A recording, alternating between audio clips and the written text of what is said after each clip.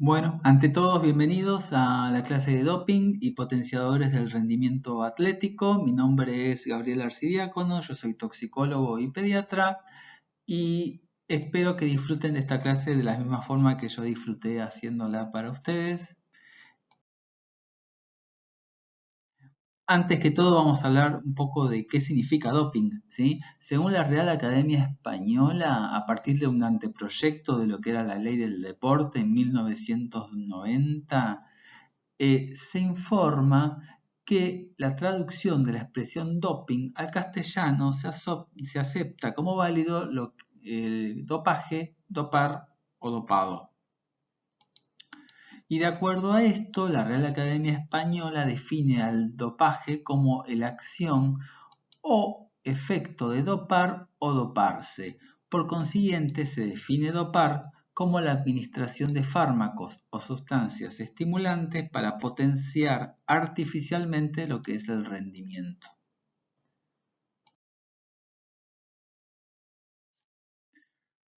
En cuanto a la historia del doping, siempre estuvo el deseo de mejorar el rendimiento deportivo de manera científica.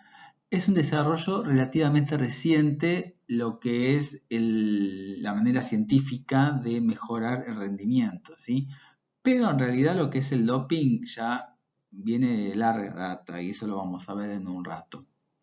Alguna vez el enfoque fue maximizar el potencial físico y mental humano y se centró en la importancia del trabajo manual y lo que era el servicio militar. Y ahí el deporte cumplía su trabajo como una forma de potenciar lo que era la preparación militar.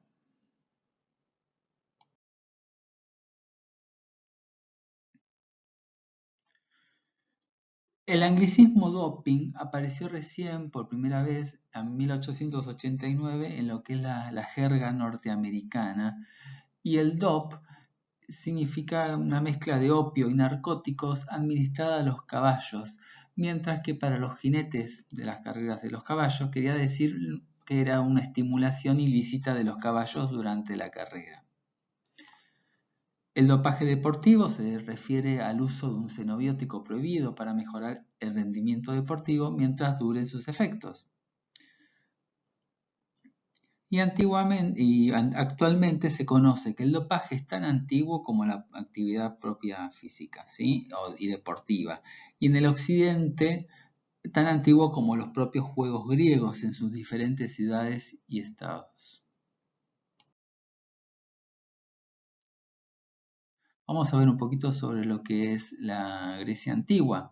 Según Filóstrato, de que el siglo III, escribió un tratado sobre la gimnasia y lo que relata este Filóstrato es que había dos grupos de profesionales que estaban involucrados de manera más activa en lo que era la hechicería.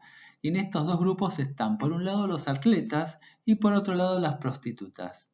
Fragmentos de los libros de los hechizos, escritos en un papiro, que han llegado hasta nuestros días, incluyen diferentes fórmulas mágicas para aumentar la fuerza, la velocidad, la suerte, la virilidad, como por ejemplo el uso de farmacéutico concreto de la hoja de mostaza exprimida, que los griegos la conocían con el nombre de semen de Hércules. Ya en los Juegos Olímpicos de la antigua Grecia era habitual que los atletas tomaran estimulantes como aguardiente, hongos alucinógenos, semillas de sésamo, todo esto para aumentar el rendimiento y además jugaban con las dietas para su preparación y eso es lo que vamos a ver ahora en un ratito. Esta es una práctica que se desarrolló y se extendió con el deporte moderno, pero al primer fallecido por dopaje, o al menos al que se considera como primer fallecido, le envuelve toda una historia de incertidumbre que vamos a ver en un rato, donde hay mucho misterio y que seguramente nunca podremos llegar a resolver.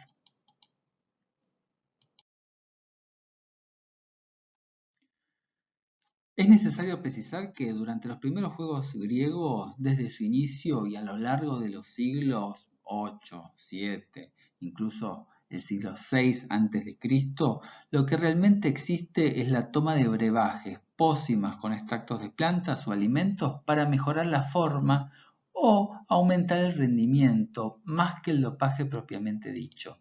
Los atletas poseían estrategias proteicas mediante el consumo de grandes cantidades de carne en relación con la especialidad deportiva que practicaban. De este modo, por ejemplo, la cultura griega más primitiva, la sangre ocupaba el lugar principal.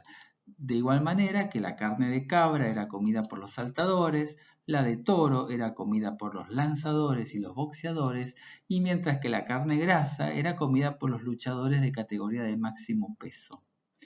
Estos alimentos eran testículos de animales para aumentar los niveles de testosterona también.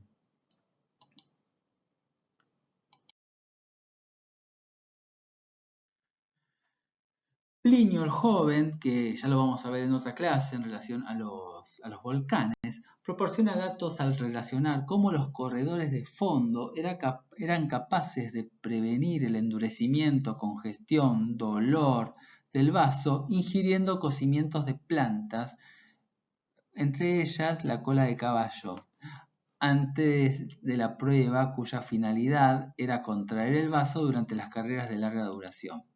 Finalmente, aunque no hay constancia de sanciones por dopaje, sí existe el conocimiento de su control y realizándose por los sacerdotes en la entrada de los estadios, tratando de detectar la ingesta de alcohol o de drogas en los jóvenes para actuar en consecuencia. Tanto que cuando Teodosio I, el grande emperador romano, ahora nos vamos a Roma, los prohibió en 395 años después de Cristo, ¿sí? En esa época. Afirmó, entre otras cosas, porque se habían convertido en un foco de trampas, afrentas a la dignidad humana y de doping, ¿sí? En el siglo V a.C., ya Hipócrates señala que los corredores de fondo se aplicaban cataplasmas de hongos disecados y calientes presentando propiedades astringentes y hemostáticas. Ingerían antes de la carrera diversos cocimientos de plantas con la pretensión de evitar lo que es la congestión del vaso. Incluso llegaban a la extirpación del vaso cuando éste, inflamado y dolorido, representaba un obstáculo para la rapidez de la carrera.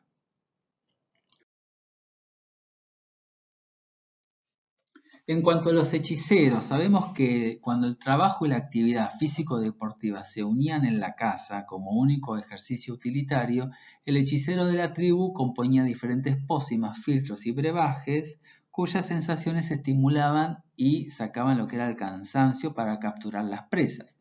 Estas preparaciones misteriosas generalmente estaban compuestas a base de plantas y se empleaba incluso requerimiento imperioso de los propios luchadores, cuando en las luchas tribales se intentaba probar que una tribu era superior que otra, o entre diferentes miembros de la misma tribu. Una pintura del año 3000 a.C. muestra acá a un emperador masticando una ramita, ¿sí? Esta ramita es la hierba mawán, que significa droga amarilla, es muy parecida a la efedra. Un emperador que se debe por entero al Estado debe mantenerse constantemente despierto y vigilante, y sin cansarse ni rendirse nunca. El principio activo de esta planta le va a proporcionar fuerza necesaria para cumplir su cometido. Es así que en el año 2700 a.C., este emperador chino Zheng Nung describió el efecto estimulante de varias plantas. Este hecho no resulta casual si se considera conocido el empleo de la milenaria medicina en China hace de la raíz del ginseng, ¿sí? Estos conocimientos entonces ya vienen más de 5.000 años de lo que es las efedras, de la acción estimulante de las efedras, y estas plantas contienen diferentes alcaloides que son las efedrinas, que contienen efectos estimulantes adrenérgicos.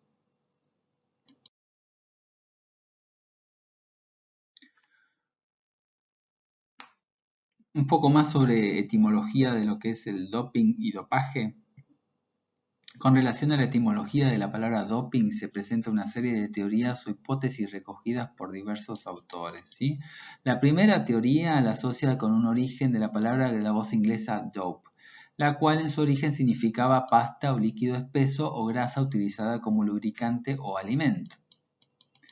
Una segunda teoría postula que deriva del dialecto africano kafir, el cual fue transmitido al idioma boers, según el cual se atribuye a la palabra trop el significado de licor fuerte, típico, tomado como estimulante durante los cultos o ceremonias religiosas de la población kafa.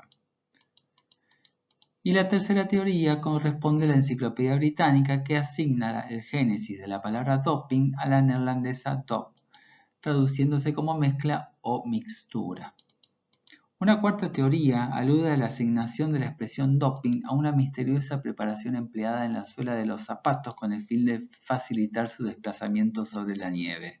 La teoría más actual trata de vincular el término doping con dopa, ¿sí? La 3,4-dihidroxifenilalanina, que es un aminoácido monoaminocarboxílico, resultando de la oxidación de la tirosina en una reacción enzimática con la tirosinasa.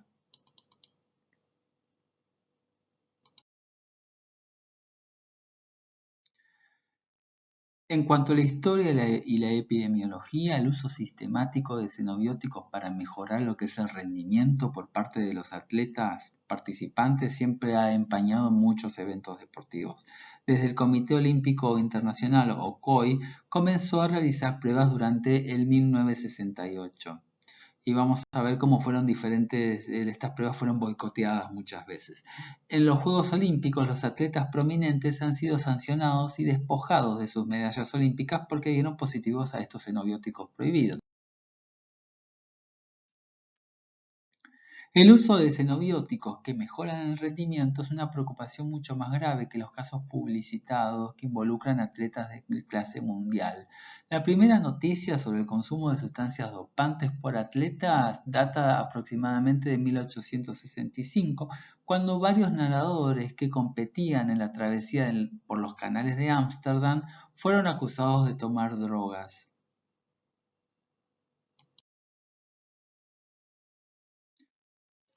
En 1879, en estas carreras ciclistas, las sustancias preferidas dependían del país de origen. De este modo, los franceses utilizaban mezclas de productos con presencias, por ejemplo, de cafeína, los belgas empleaban terrones de azúcar empapados en éter, otros usaban alcohol, y si se precisaba más selectivo, o sea, todavía se empleaba nitroglicerina.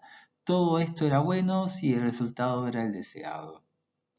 Ahora vamos a ir viendo estos eventos particulares. Ya hablamos de lo que era la travesía por el canal de Ámsterdam y el tema del ciclismo en 1879, estas pruebas de 6 días en donde andaban 6 días corridos dando vueltas alrededor de un circuito. 6 días que paraban apenas para hacer sus necesidades o hidratarse, comer algo y seguían dando vueltas.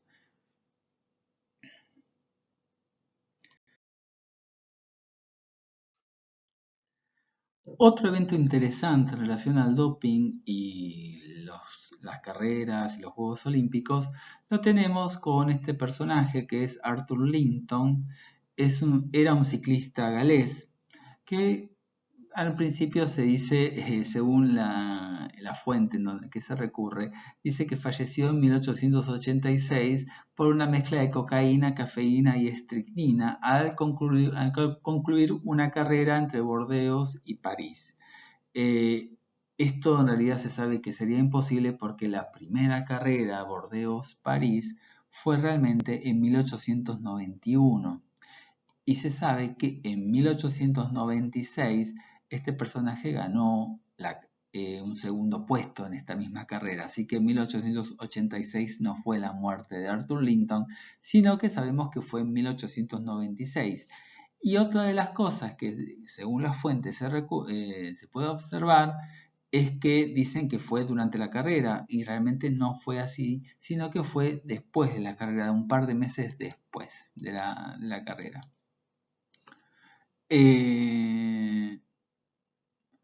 En realidad, no, unos meses, no, fue unas semanas, unas pocas semanas después.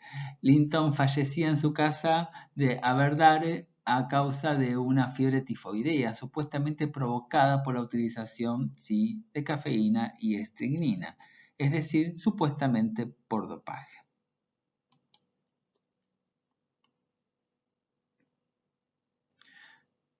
Arthur Linton fue descrito en el Foro Antidopaje en Sydney en 2004 como la primera muerte reportada de un atleta por drogas en el deporte, y se cita la estricnina como una de las causas, aunque otras fuentes indican que murió de fiebre tifoidea, pero hay más datos interesantes en relación a Arthur.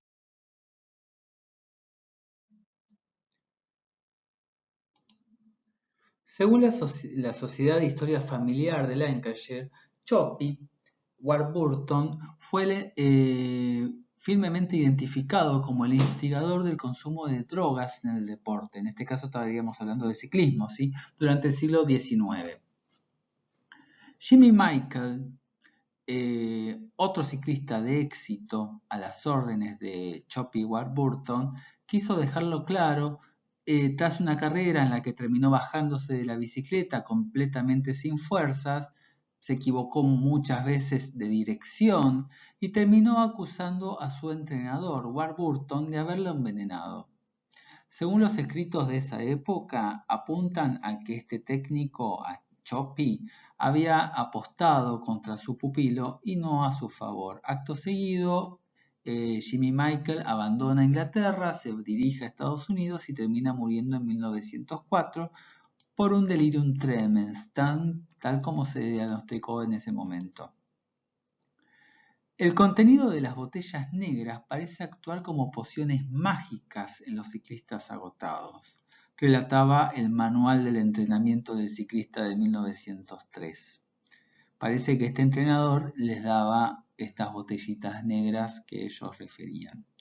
El hermano de Arthur Linton, ese que vimos en la diapositiva anterior, Tom Linton, también ciclista y discípulo de Warburton, de Choppy Warburton, termina falleciendo también en 1914 con tan solo 39 años a causa de, curiosamente, una fiebre tifoidea, igual que su hermano.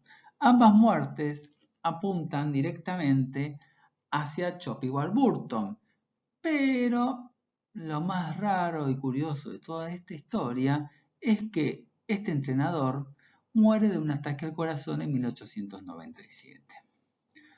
Así que hay algo medio extraño en toda esta historia, como todo termina apuntando hacia el entrenador Choppy Warburton, cuando realmente él fallece antes de que fallezca Jimmy Michael y Tom Linton, ¿sí?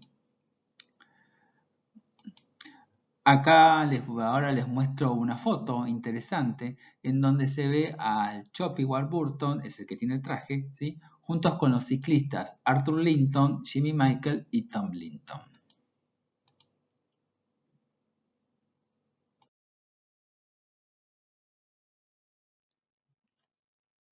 Warburton apareció en un dibujo de Michael por Henry de Toulouse, es un artista francés, y lo que se intentaba mostrar acá en este dibujo son unas cadenas, se llaman cadenas Simpson, en inglés Simpson Chain o Simpson Lever Chain. Era un tipo de cadena de bicicleta inventado por Inglaterra por William Spears Simpson, 1895. Este diseño se apartó de lo que era la cadena de bicicleta de rodillos estándar y estaba compuesto por triángulos unidos que formaban dos niveles. El nivel inferior era impulsado por el plato y el externo impulsaba el piñón trasero. En lugar de dientes, el plato y el engranaje tenían surcos en los que se enganchaban los rodillos de la cadena. Y lo que vemos en el fondo, el señor que tiene el gorrito tipo copita redondita, ahí es el Choppy Warburton, que aparece en el dibujo.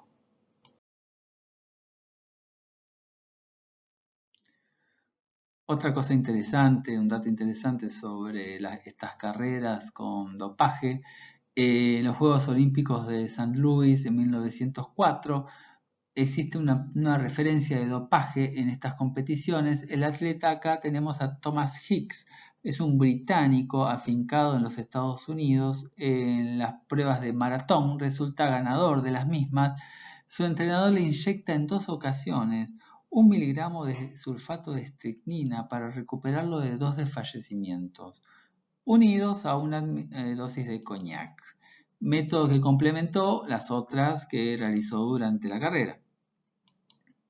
Acá tenemos a Thomas Hicks ayudado por 2 personas para terminar la carrera. Muy curiosa esta foto.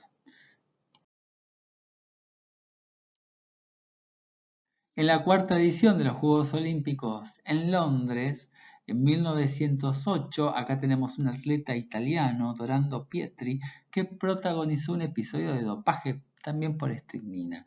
Pietri comienza a sufrir los efectos de la fatiga extrema y la deshidratación, y al entrar al estadio, Pietri toma el sentido equivocado de la pista, y cuando los jueces lo redirigen, cae al suelo por primera vez ante los ojos de todos los espectadores, ¿sí?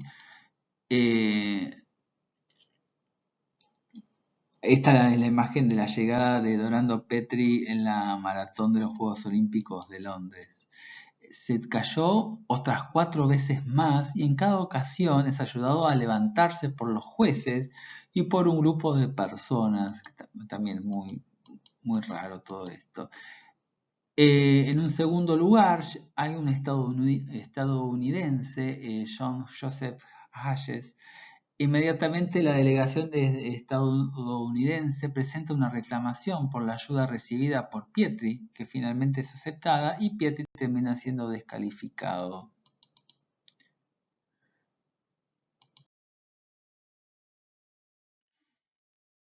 Luego de estos 2 casos de maratonistas dopados con estricnina, aparece Pierre Freddy de Coubertin. Barón de Coubertin es un parisino de 1863. Fue pedagogo, historiador francés, fundador de los Juegos Olímpicos modernos y de lo que es el pentatlón moderno. Encontré acá datos diferentes sobre lo que son los 5 anillos olímpicos del símbolo olímpico.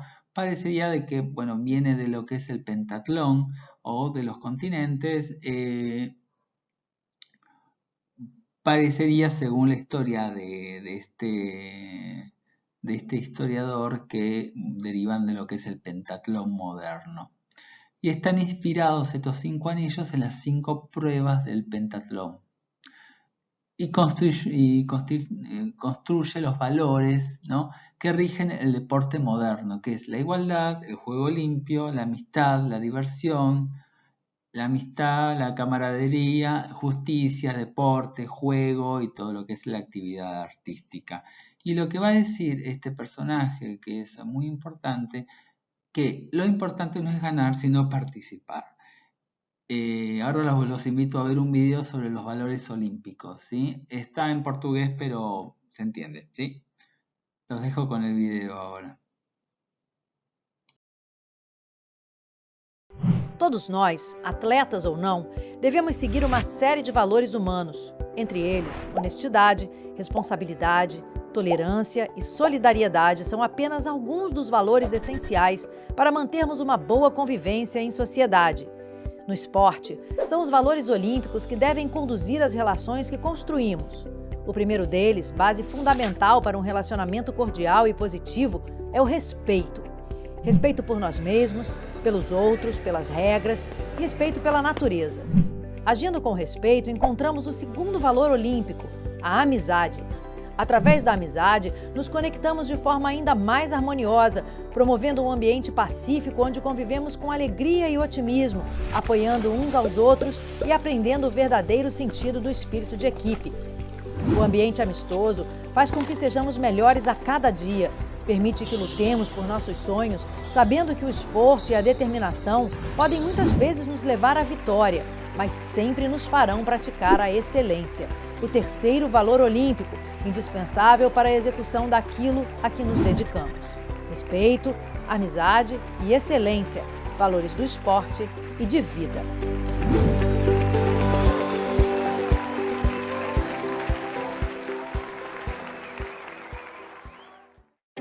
Você acabou de assistir o episódio Valores Olímpicos. Para saber mais, assista aos próximos episódios da série Antidoping. E se tiver alguma dúvida, entre na página Antidoping do site do COB e envie sua pergunta pelo Fale Conosco. Inscreva-se no nosso canal e ative as notificações para receber as novidades. Junte-se a nós na luta contra o doping no esporte. Y así llegamos a 1960, donde curiosamente acá aparece el primer fallecido por dopaje en plenos Juegos Olímpicos. Y también fue un ciclista. Acá estamos hablando de Kurt Jensen, también de origen danés. Sucedió en Roma en 1960. El primer día de la competición se disputaba por contrarreloj por equipos de 100 kilómetros, ¿sí? Dinamarca era uno de los equipos más potentes y de los que se podía poner las cosas difíciles a la anfitriona y la gran favorita Italia. Pero a mitad de la prueba Jensen se empezó a sentir mal, incapaz de pedalear, y dos compañeros de selección se pusieron al lado, tratándolo de aguantarlo, empujarlo, sostenerlo, así durante 2 kilómetros más, hasta que el ciclista se termina derrumbando. Pocas horas después terminaba falleciendo en el hospital. Semanas más tarde se conoció que Kurt Jensen había sido dopado por su entrenador con una sobredosis de anfetaminas. El producto prohibido y enorme calor que se vivió en Roma terminaron provocando lo que era la primera muerte en relación al uso de doping en los Juegos Olímpicos.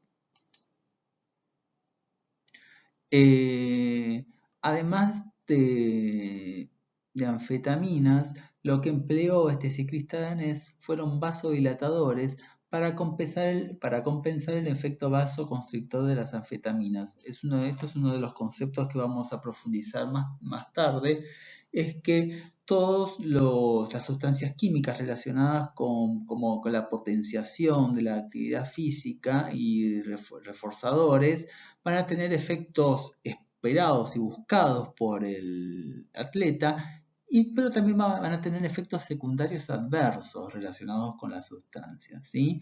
Entonces, generalmente lo que hacen los deportistas que hacen doping es una combinación de diferentes sustancias para contrarrestar ciertos efectos que no son los deseados.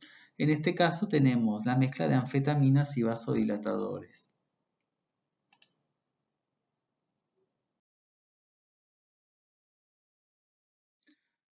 Acá aparecen los Juegos Olímpicos de Tokio 1964, estos primeros Juegos Olímpicos que trataron de empezar a emplear los controles de antidoping, pero fueron boicoteados por los mismos deportistas, llamativamente.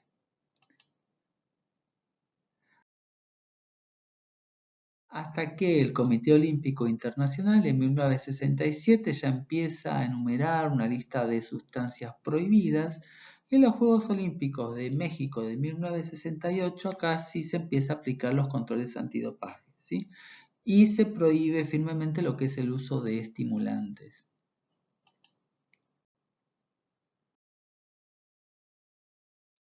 En 1990 se crea lo que es la WADA-AMA, es la Agencia Mundial Antidopaje.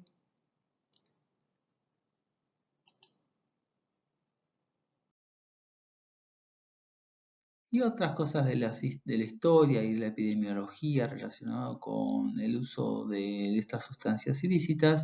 En 2016, por ejemplo, tenemos la muerte de este brasileño, Mateus Ferraz, 23 años, que generó una gran conmoción en las redes sociales. Según el médico forense y los familiares, aseguraron que fue producto de los excesos de anabólicos ingeridos por el físico-culturista. Terminaron diciendo que era una montaña de músculos que se derrumbó sin retorno. Esto fue lo que comentó el cardiólogo de Marco Calcada en su perfil de Facebook. En cuanto al uso de esteroides anabólicos androgénicos, androgénicos significa masculinizar y anabólico significa una construcción de tejido. Un proceso anabólico estimula la síntesis de proteínas, promueve la deposición de nitrógeno en la masa muscular magra y disminuye la degradación de proteínas.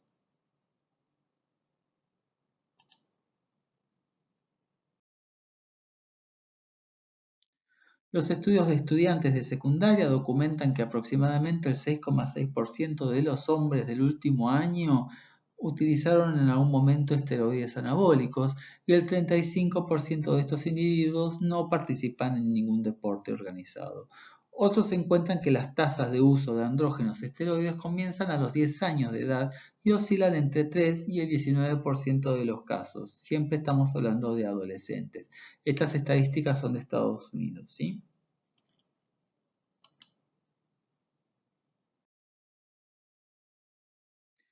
Con los años se fueron desarrollando diferentes definiciones de doping y finalmente esta sería un resumen de todas las definiciones que fuimos hablando en estas primeras diapositivas. Es el aporte, que puede ser voluntario o involuntario, propio o asistido, de sustancias prohibidas recogidas en una lista abierta por las organizaciones competentes. Así que tenemos una lista de sustancias que incrementan el rendimiento físico y psicológico del deportista y con un cierto grado de riesgo de su integridad.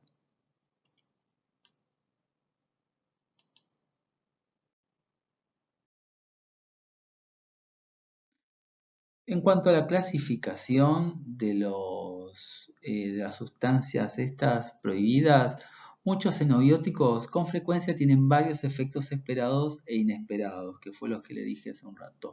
Por ejemplo, los diuréticos se utilizan para enmascarar la presencia de otros xenobióticos. ¿Por qué? Porque diluyen la orina y también se utilizan para reducir el peso. El clenbuterol, que es un anabólico, pero también es un estimulante debido a sus efectos agonistas beta-2 adrenérgicos. Los efectos esperados de un potenciador del rendimiento puede ser el aumento de la masa muscular, que disminuyen el tiempo de recuperación, aumentan la energía, enmascaran la presencia de otros xenobióticos y se utiliza durante el entrenamiento para mejorar el rendimiento futuro o durante la competición para mejorar los resultados inmediatos o para perder peso.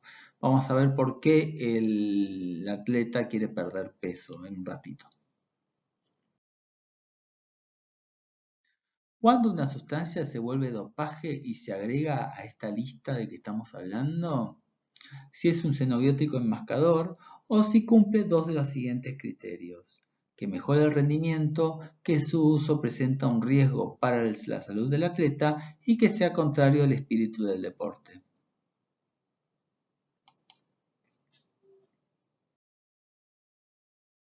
Por otro lado, tenemos lo que es la exención por uso terapéutico, o sea que algunos de estos xenobióticos prohibidos pueden ser realmente necesarios para el deportista, para tratar una afección médica legítima.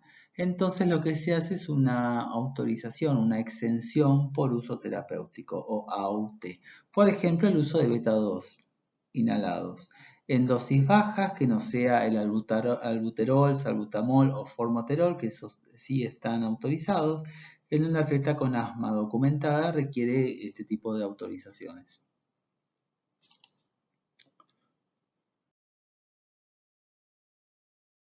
Bueno, esta es una lista más o menos de las sustancias prohibidas. Hay sustancias que están prohibidas fuera o dentro de las competiciones. Hay sustancias que están solamente prohibidas dentro de la competición. Y hay sustancias que solamente están prohibidas en algunos deportes, que vamos a ir hablando de todo esto, que es todo muy interesante. Lo que está prohibido fuera o dentro de la competición son todo tipo de fármacos sin uso terapéutico probado, ¿sí? Agentes anabólicos, factores de crecimiento, eritroproyetina, HCG, LH, corticotrofina, eso todo lo vamos a ver. Factores que afectan la síntesis proteica de los músculos, tendones, ligamentos, beta-2 adrenérgicos, con excepción del salbutamol, formoterol, salmeterol, como dijimos recién. Siempre hay un límite de dosaje urinario, antagonistas hormonales y moduladores metabólicos, diuréticos, enmascaradores. Durante la competición están prohibidos los estimulantes, los narcóticos, cannabinoides y corticoides. Y en algunos deportes hay un límite en lo que es las alcoholemias, por ejemplo los deportes aéreos, tiro al arco, automovilismo, lancha. Y también hay un tema con los beta antagonistas, que también es un tema muy interesante en algunos controles. Métodos prohibidos. Todo lo que sea manipulación de sangre y componentes sanguíneos están prohibidos porque aumentan la transferencia de oxígeno. Todo tipo de manipulación física o química, falsificación, intento de falsificación de la integridad y validez de las muestras. Vamos a ver algunos métodos que pueden ser empleados para falsificar o alterar una muestra. Administración endovenosa, exceptuando procedimientos quirúrgicos, emergencias médicas o investigaciones clínicas, y el dopaje genético, que es el tipo de dopaje más novedoso, hablando sobre transferencias de células, elementos genéticos, uso de células, elementos genéticos o agentes farmacológicos que modulan la expresión de genes endógenos que aumentan el rendimiento deportivo.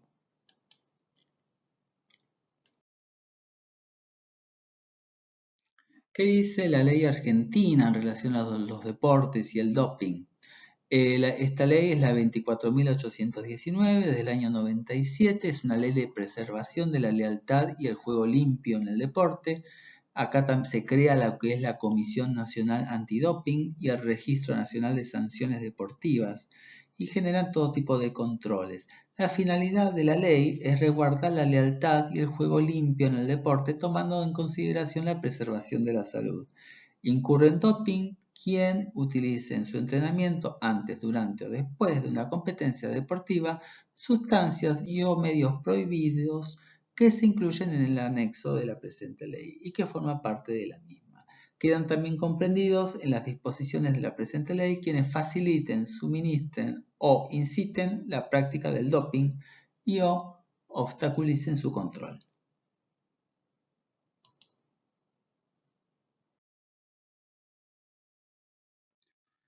Ahora vamos a empezar a ver unas sustancias que son prohibidas dentro y fuera de la competencia. Si recuerdan la diapo que vimos hace 3 diapos atrás aproximadamente, acá tenemos a las sustancias no aprobadas, los anabólicos, factores de crecimiento, agonistas beta 2, moduladores hormonales y diuréticos.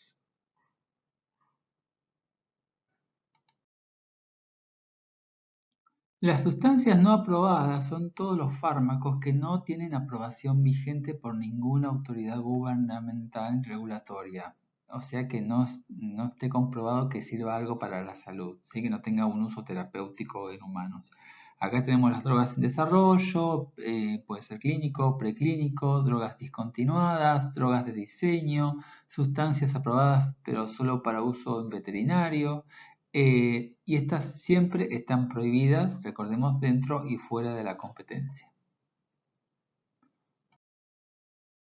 Vamos a ver un poquito sobre anabólicos.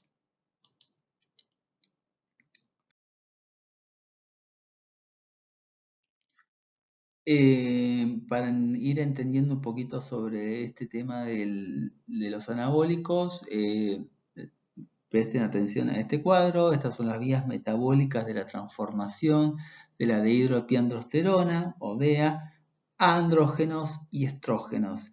Y tengan en cuenta que estos andrógenos de alguna forma, por acción de la aromatasa, terminan dando estradiol. Eso como primer dato para tener en cuenta. Los esteroides anabólicos androgénicos, ¿para qué se usan? Porque aumentan la masa muscular, el peso corporal magro y causan retención de nitrógeno. Dan más apariencia masculina, las características sexuales secundarias como el aumento del crecimiento del vello corporal, la voz más grave. La testosterona es el andrógeno prototípico y la mayoría de estos esteroides anabólicos androgénicos son derivados sintéticos de la testosterona. La WADA clasifica a estos esteroides anabólicos en dos grupos. Los exógenos, que se refieren a sustancias que normalmente no son capaces de ser producidas por el cuerpo en forma natural, y las sustancias endógenas, que se refieren a aquellas que pueden ser producidas por el cuerpo de forma natural. Y relacionado con la testosterona, que no sean estrógenos, progestágenos, corticoides, y la dehidroepiandrosterona, Estos esteroides anabólicos todavía están disponibles en forma ilícita a través de Internet, a través de comercializadores internacionales, compañías farmacéuticas, veterinarias, fabricantes y muchas veces en los mismos gimnasios se ofrecen.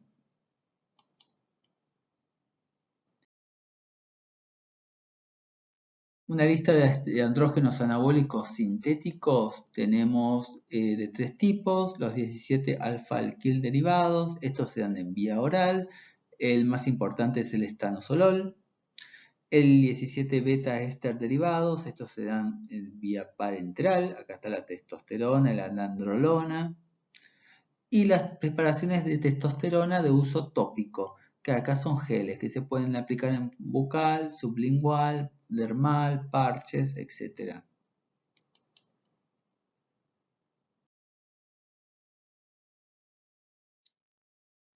Los deportistas masculinos que utilizan andrógenos evitan los efectos secundarios no deseados que son la feminización, por ejemplo la ginecomastia.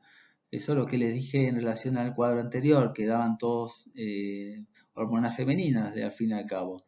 Las deportistas femeninas que utilizan estos andrógenos anabólicos van a evitar lo que es la masculinización, van a querer evitar eso. Y todas las características como el vello facial, entre otras, la voz más grave, eso no lo van a querer. Entonces lo que van a hacer, van a manipular las vías metabólicas del metabolismo de los andrógenos asociadas con estos efectos indeseables de los mismos, ya que no ha sido posible crear un xenobiótico que disocie completamente los efectos deseados de los efectos no deseados.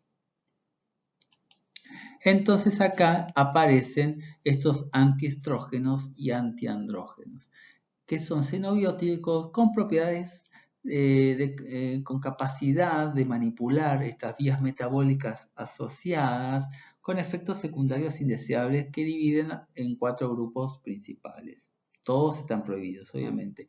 Inhibidores de la aromatasa, como el anastrozol o la aminoglutamida, que previenen la conversión de androstenediona y testosterona en estrógeno.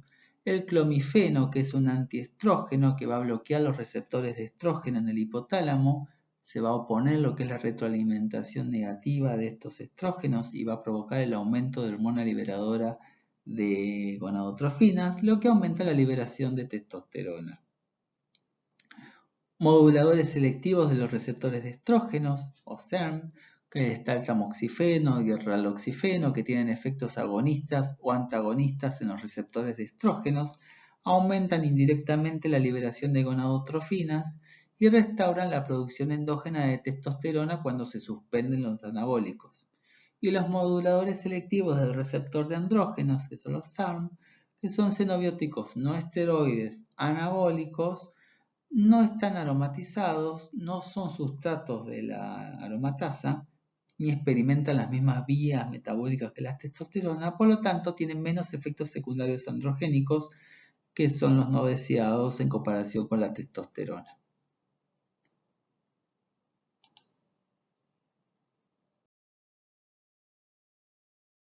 Volvemos a este cuadro. Entonces, acá aparecen los inhibidores de la aromatasa como el anastrozol y la aminoglutamida, que previenen la conversión de androstenediona y testosterona en estrógeno.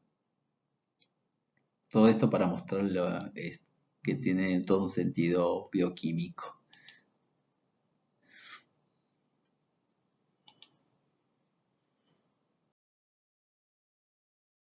En cuanto a la administración, a diferencia de lo que es un régimen terapéutico indicado cuando son indicadas estas sustancias, generalmente son dosis fijas a intervalos regulares que hacen los atletas. Generalmente las utilizan en ciclos de 6 a 8 semanas. El atleta puede usar esteroides durante 2 meses, generalmente son varios, a veces mezclan orales e intramusculares al mismo tiempo.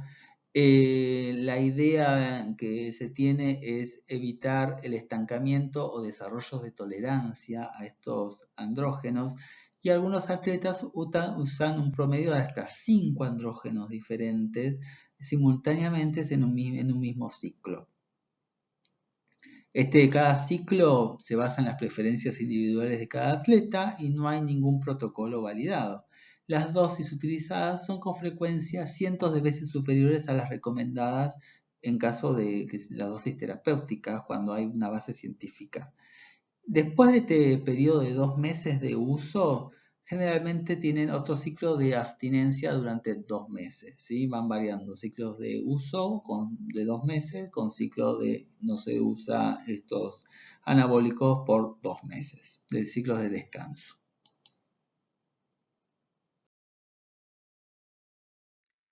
Otra técnica empleada es el pyrimidine o piramidación, que implica iniciar los anabólicos con una dosis baja, aumentar la dosis muchas veces y después volverlas a disminuir.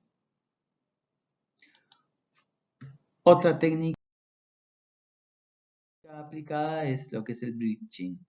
Mientras que los esteroides solubles en grasa generalmente requieren varios meses para ser eliminados por completo, por lo tanto se detectarían más fácilmente en caso de una prueba de doping, los solubles en agua requieren solamente días o semanas para ser eliminados por el riñón.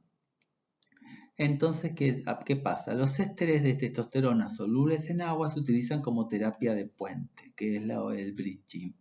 El bridging se refiere a la práctica de detener lo que es la administración de formulaciones de larga duración, o sea, más lipofílicas, para que los análisis de orina, en caso de aparecer una prueba de doping, no salgan positivos, ¿sí? Que no se evidencie el uso de estos anabólicos. Pero para eso lo que se hacen es la inyección de ésteres de testosterona de acción más corta para reemplazar las formulaciones solubles que generalmente en grasa, estas se dan generalmente por vía oral, ¿sí? Estas inyecciones diarias de propionato de testosterona se interrumpen 4 o 5 días antes de la competición con la idea de que salga negativo el estudio. Esto fue muy empleado o sea, fue implementado por funcionarios corruptos involucrados en lo que es el doping en Alemania del Este. Estaban seguros de que los valores iban a disminuir a concentraciones aceptables a tiempos para el evento. Todo esto avalado de alguna forma por científicos que aseguraban que estos ésteres de testosterona iban a depurarse antes de la competición, ¿sí?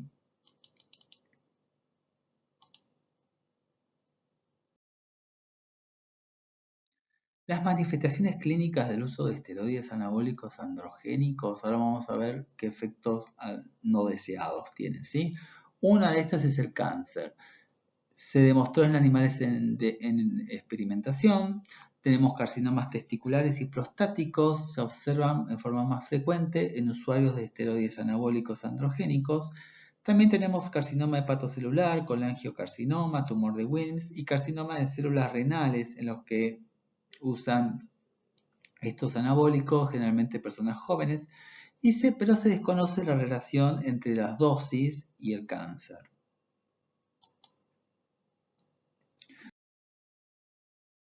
Complicaciones cardiovasculares.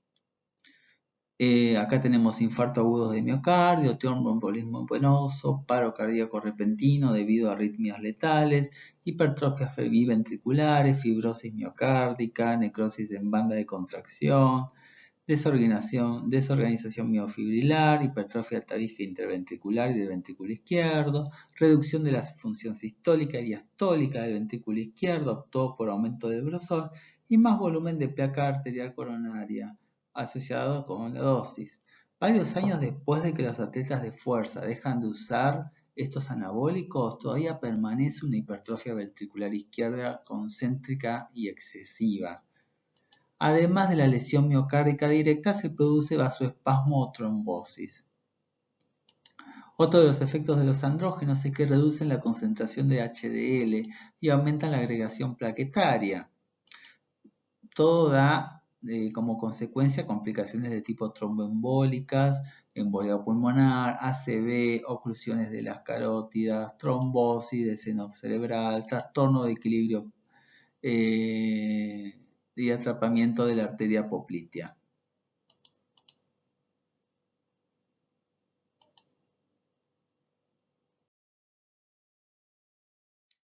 Otros efectos observados son los dermatológicos y gingivales. Acá tenemos formaciones de queloides, acné, que se lo llama acné de gimnasio, acné, estrías y ginecomastia es una tríada común observada por estos anabólicos.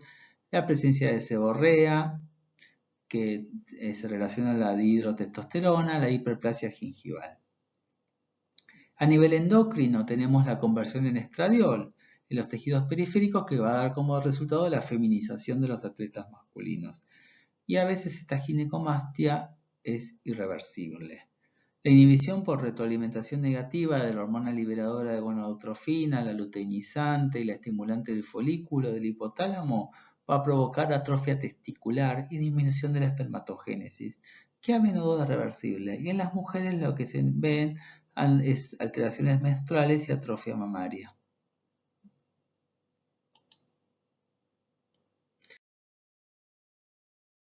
A nivel hepático tenemos probabilidades de hematoma subcapsular hepático con hemorragia, a una entidad que se llama peliosis hepática, es una afección que puede ocasionar una ruptura hepática fatal y a menudo no mejora cuando se suspende el uso de estos andrógenos. El acetato de ciproterona, que es un derivado de la progesterona, inhibe la 5-alfa reductasa y causa hepatotoxicidad. Y a nivel infeccioso, ¿por qué? Porque muchos de estos de administración parenteral, podemos tener complicaciones locales de la inyección, incluyen articulaciones sépticas, abscesos cutáneos, y también otra de las cosas que se observa son varicelas severas reportadas en usuarios de estos anabólicos.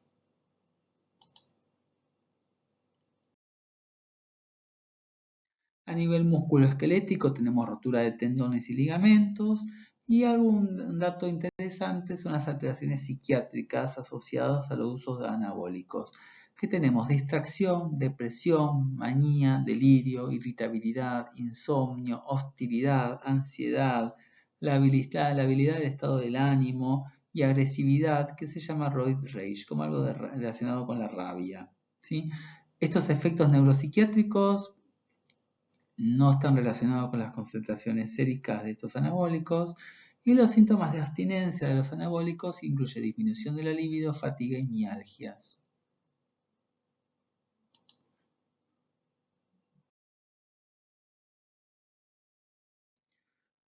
Vamos a hablar de dos anabólicos específicos. Acá tenemos la dihidroepiandrosterona, que es un precursor de la testosterona, se produce generalmente en forma endógena y normalmente no la clasifican como un anabólico, es débilmente anabólica y débilmente androgénica.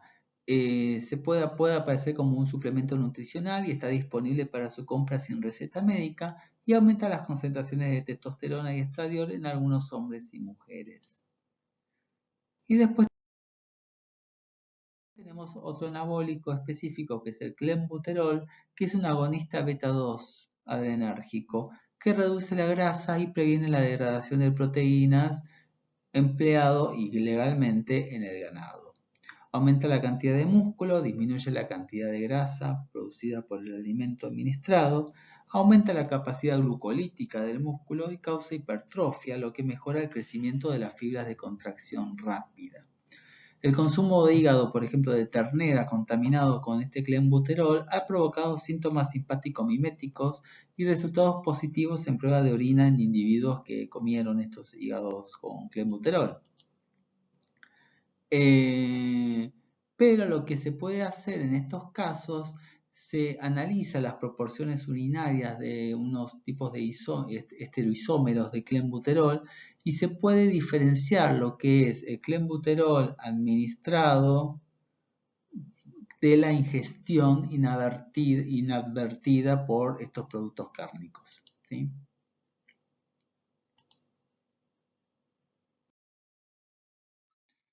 Y dentro de este grupo también entra el base-doxifeno y el ospemifeno, que son moduladores selectivos de los receptores de estrógeno, ¿sí? Estos son nuevos, que aparecieron en las últimas disposiciones de la WADA.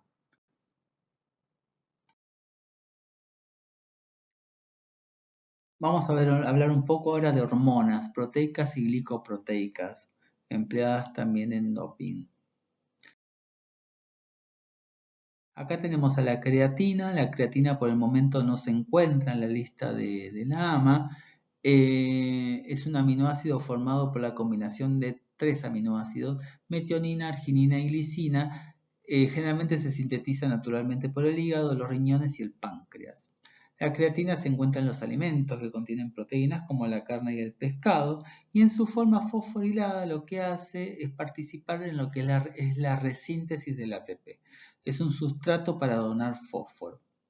La creatina es utilizada por los atletas para aumentar la energía durante el ejercicio corto de alta intensidad.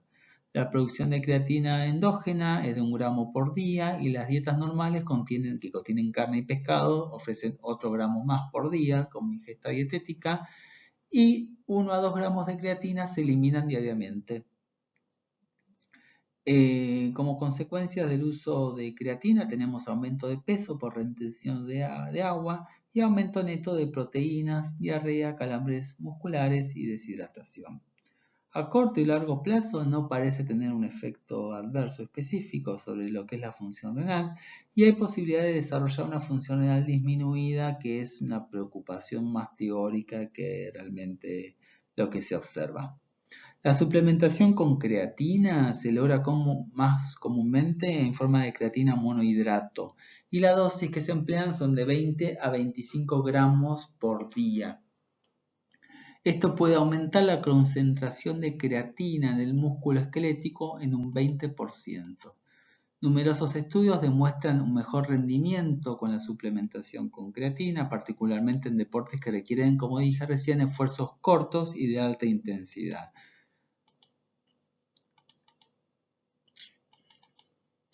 Lo que haría la creatina es que permitiría de alguna forma el consumo de carbohidratos de una forma más efectiva cuando hay poca cantidad de oxígeno en el medio.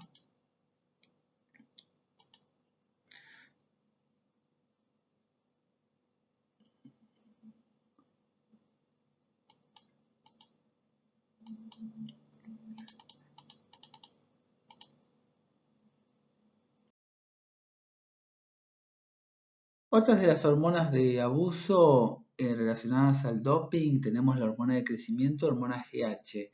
Esta hormona normalmente es secretada por la hipófisis anterior. Es una hormona peptídica que estimula la síntesis de proteínas y aumenta el crecimiento de tejidos y la masa muscular, principalmente en los niños.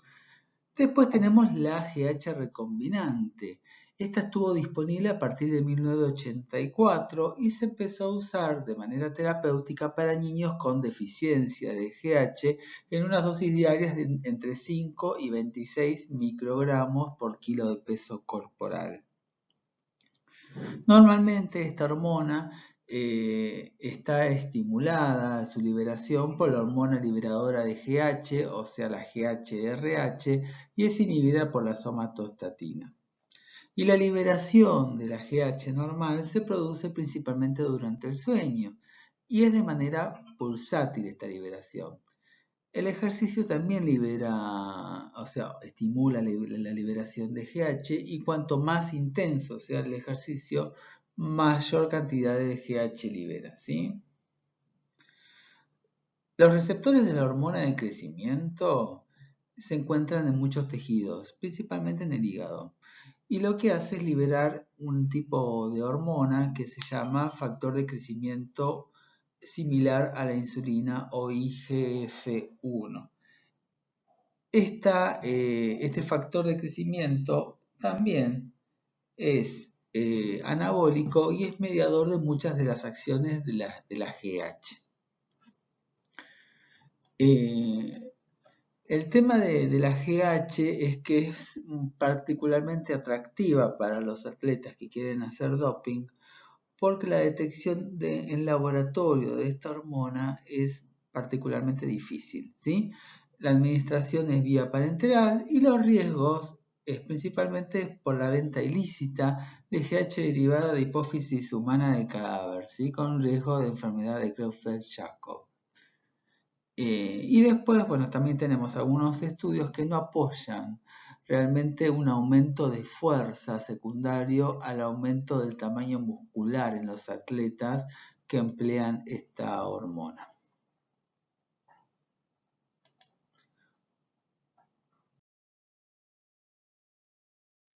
En cuanto a los efectos de la GH, tenemos efectos deseados y efectos secundarios no deseados. Los efectos deseados, como dijimos, es el aumento de la masa corporal magra, la fuerza, la potencia, que es todo el potencial anabólico. Mejora la función muscular y cardíaca, aumenta la masa de glóbulos rojos, aumenta la capacidad de transporte de oxígeno, estimula la lipólisis, normaliza las concentraciones de lípidos séricos y disminuye la grasa subcutánea, mejora el estado de ánimo y la sensación de bienestar. El problema de la GH en cuanto a sus efectos secundarios no deseados son las mialgias, artralgias, síndrome de túnel carpiano, edema, intolerancia a la glucosa, hiperglucemia, cambios cutáneos, aumento de la cantidad de los nevos, cambios en la textura de la piel, alteración del perfil lipídico con disminución del HDL y mayor riesgo de enfermedad de las arterias coronarias, efectos en el crecimiento esquelético que va a depender de la edad del paciente, ¿sí? En preadolescentes, el exceso de GH lo que va a provocar es un aumento del crecimiento óseo y gigantismo. Y en el adulto, el exceso de GH lo que va a generar es acromegalia. Y lo que se vio es que los usuarios a largo plazo de GH tienen un aumento de riesgo de cáncer de próstata debido a las complicaciones asociadas por IGF-1. Tener en cuenta este efecto adverso porque en un rato vamos a hablar específicamente de IGF-1.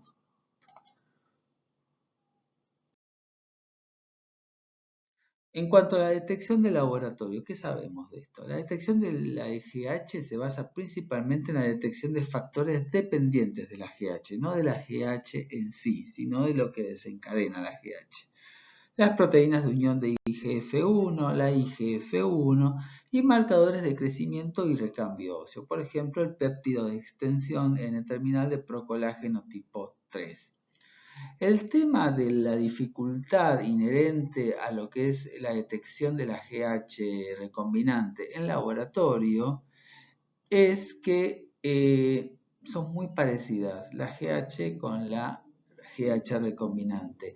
A diferencia de lo que, bueno, vamos a hablar en un rato de lo que es la eritroproyetina humana y la eritroproyetina recombinante, ¿sí? Que ahí sí tenemos algún tipo de diferencia que podemos llegar a detectarla en el laboratorio.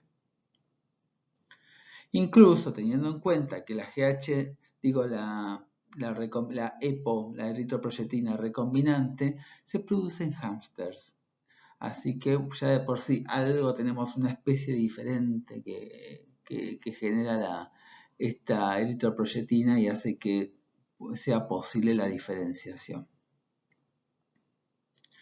A diferencia de lo que es la diferenciación entre la EPO, o sea, la eritroproyetina recombinante y la EPO humana y la GH humana y la GH recombinante, es que la eritroproyetina tiene diferentes lugares de glicosilación, que eso es lo que nos permite la diferenciación. Una glicosilación ligada al nitrógeno, que evidentemente la GH recombinante no tiene.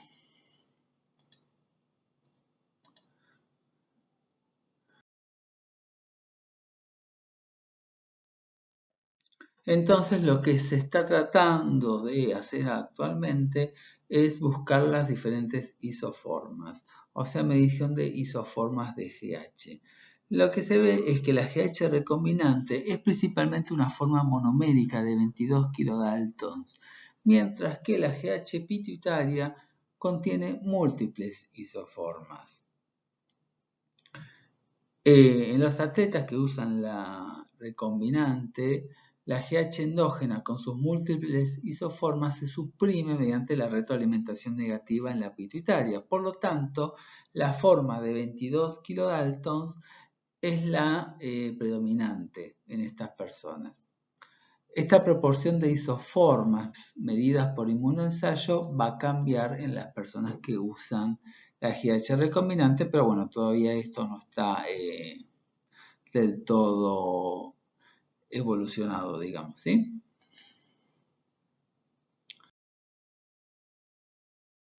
Bueno, como les dije, vamos a hablar un poquito de IGF-1, factor de crecimiento similar a la insulina tipo 1. Esta también es una cadena peptídica, está relacionado estructuralmente con la insulina y está disponible en su forma recombinante. Las acciones de la IGF-1 puede clasificarse como anabólica o similar a la insulina y los efectos secundarios son similares a los asociados al uso de GH. O sea, acromegalia, alteración de perfiles lipídicos, por ejemplo. Otros efectos asociados a la IGF tenemos la cefalea, dolor de mandíbula, edema y un efecto secundario potencialmente grave que es la hipoglucemia. Las concentraciones plasmáticas elevadas de IGF se asocian a mayor riesgo de cáncer de próstata y los deportistas prefieren el factor de crecimiento similar a la insulina 1 porque no causa virilización, a diferencia de las otras hormonas. La administración es parenteral, está aprobado para el tratamiento clínico del enanismo y la resistencia a la insulina, y los niños que desarrollan anticuerpos contra la GH recombinante que vimos hace un rato, a menudo responden a la IGF tipo 1. O sea, esto sería la indicación terapéutica de la IGF-1. El estímulo principal para la liberación de IGF-1, como dijimos, es la GH, aunque la insulina, la dihidroepiandrosterona y la nutrición también influyen en lo que es la liberación de la IGF-1. Y la IGF-1 también se produce en el hígado, como dijimos en la otra diapositiva, y en otros tipos de células. Se une principalmente a receptores para esta IGF tipo 1 que tienen una homología del 40% con los receptores de insulina.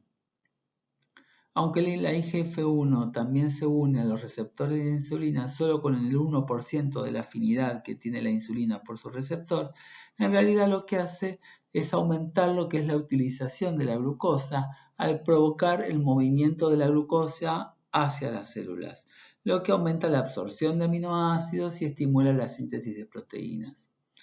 Y la verdad es que hay muy pocos estudios disponibles sobre la eficacia de la IGF-1 para mejorar el rendimiento físico de los atletas.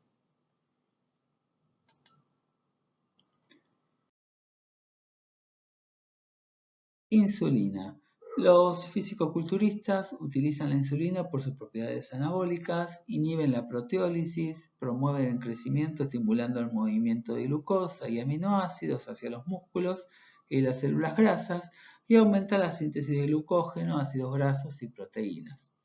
Lo que encontré es un estudio de unos 20 usuarios de esteroides anabólicos que además empleaban insulina para todo lo que sea aumento de la masa muscular. Lo que se informó es que estas personas se inyectan insulina de 20 a 60 veces durante 6 meses anteriores a la práctica que tienen de competición. Y su práctica era inyectarse aproximadamente 10 unidades de insulina regular y luego comer alimentos que contenían azúcar después de la inyección. El efecto adverso más informado por estos fisicoculturistas era la hipoglucemia, obviamente.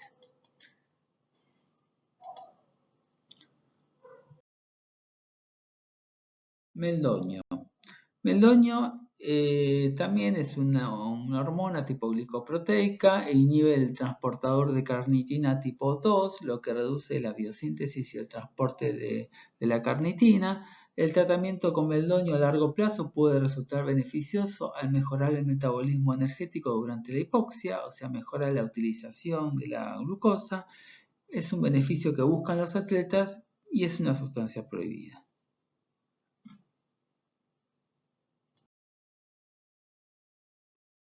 La gonadotrofina coriónica humana o HCG normalmente hay cantidades muy pequeñas de esta hormona presente en los hombres y en las mujeres no embarazadas. Salvo en personas con tumores trofoblásticos o tumores no trofoblásticos, pueden aumentar las concentraciones de HCG y esta es una posibilidad que hay que considerarla en caso de evaluar a un atleta con concentraciones urinarias elevadas de HCG. En los hombres, esta glicoproteína lo que va a hacer es estimular la esteroidogénesis testicular, o sea, va a aumentar lo que es la testosterona total y la epitestosterona, y en las mujeres la HCG es secretada por la placenta durante el embarazo. A veces lo utilizan los atletas masculinos para prevenir la atrofia testicular durante y después de la administración de los andrógenos, y bueno, esta hormona está prohibida por el Comité Olímpico Internacional durante el uso, sobre el uso de HCG en 1987, ya está prohibida. Se está estudiando la distinción entre la administración exógena del HCG y la producción de HCG al comienzo del embarazo. ¿Esto por qué viene? Porque hubo un tiempo en donde se empleó el embarazo para aumentar el rendimiento de las deportistas. Y esto fue una práctica muy habitual en lo que fue el bloque soviético.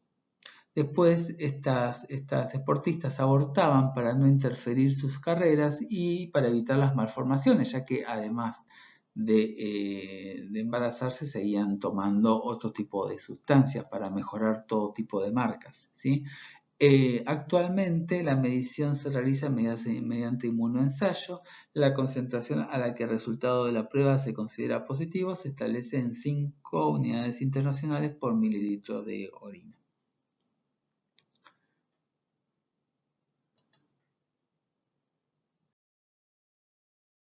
Tenemos a los inhibidores de la señalización del factor de crecimiento tumoral beta. ¿Sí? Este factor de crecimiento en la mayoría de las células en realidad es un inhibidor del crecimiento, ya que promueve la expresión de diferentes agentes que van a inhibir lo que es el ciclo celular. Además es un agente fibrogénico importante que estimula lo que es la quimiotaxis de fibroblastos y aumenta lo que es la formación de colágeno, fibronectina, etc. Disminuye la actividad de proteasas que va a hacer que aumenta la cantidad también de colágeno porque inhibe lo que es la degradación.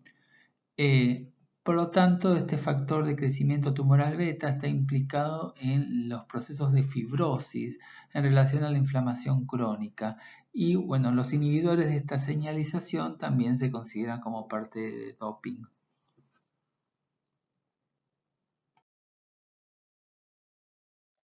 Bueno, ahora vamos a hablar del doping relacionado a lo que es el transporte de oxígeno. Principalmente vamos a hablar de lo que es la eritropoyetina.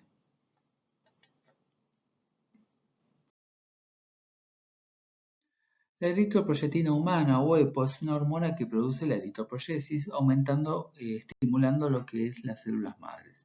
La eritropoyetina ha estado disponible desde 1988, la recombinante, y su uso fue en la competencia internacional, está prohibida desde 1990. La eritropoyetina recombinante se produce en los hámsters y esto da como resultado diferentes patrones de glicosilación, que fue lo que le dije hace un ratito, y esto es una pieza muy importante en lo que es el laboratorio para la detección de la eritropoyetina recombinante en el dopaje. Los efectos clínicos del aumento de la hemoglobina se producen varios días después de la administración. ¿Cómo es un poquito para recordar cómo se comporta la eritropoyetina humana, la normal? ¿Sí? Es secretada principalmente por el riñón, aunque parte también puede ser producida por el hígado. La semivida de la recombinante es de 4,5 horas después de la administración endovenosa y de 25 horas si es una administración subcutánea. Lo que está indicado cuando tiene indicación terapéutica, la recombinante, son 10.000 unidades internacionales aproximadamente por día, 3 veces por semana subcutánea, es la dosis que se emplea, por ejemplo, en el tratamiento de una anemia asociada a insuficiencia renal crónica, con o sin diálisis, para la reducción de requerimientos transfusionales en pacientes adultos que reciban tratamiento quimioterápico por mielomas, linfomas, tumores sólidos. Y generalmente se hacen ciclos de 4 semanas y se evalúa la respuesta al tratamiento, a la eritropoyetina recombinante.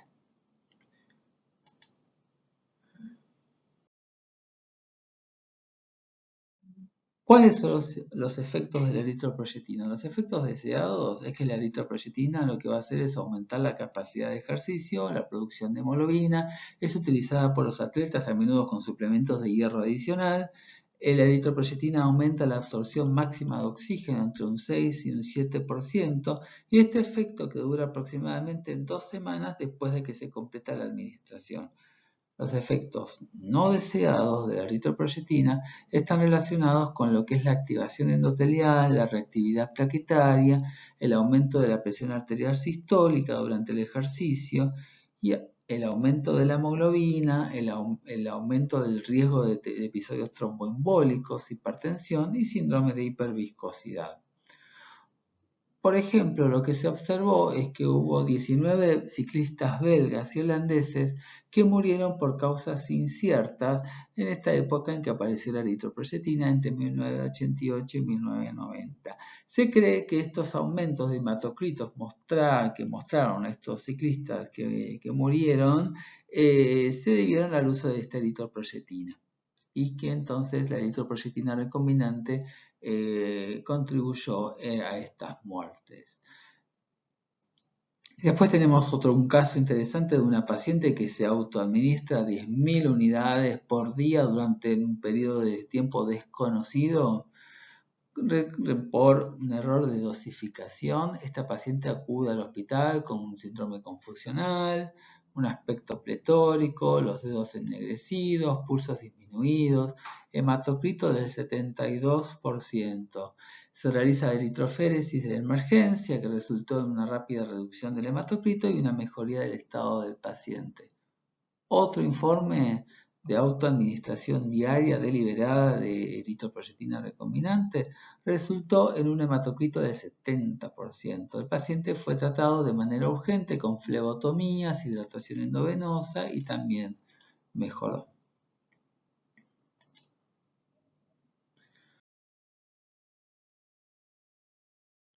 También tenemos análogos de la eritropoyetina. Por una parte tenemos la darbepoetina, que se diferencia de la eritropoyetina por 5 aminoácidos, tiene una vida media mucho más prolongada y se puede llegar a inyectar en forma semanal. Y otra es la proteína de eritropoyesis sintética, que tiene una estructura también similar a la EPO, tiene menor inmunogenicidad, menos contaminantes biológicos y una farmacocinética un poco más predecible.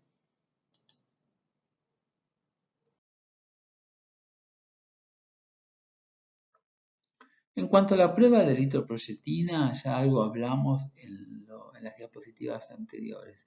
La eritropoyetina se mide directamente mediante una prueba de anticuerpos monoclonales, anti-eritropoyetina, que no distingue entre la EPO recombinante producida endógena y la administrada exógenamente. O sea, si tenemos que hacer un dosaje normal de eritropoyetina, no vamos a tener la diferencia.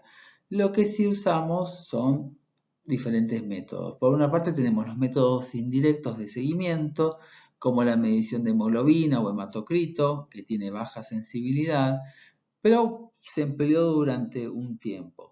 Esto fue antes de los estudios actuales, ¿sí? Anteriormente, algunos organismos rectores deportivos, como la Federación Internacional de Ciclismo y la Federación Internacional de Esquí, seleccionaban un hematocrito del 50% en los hombres y 47% en las mujeres, como si fuese un nivel de corte.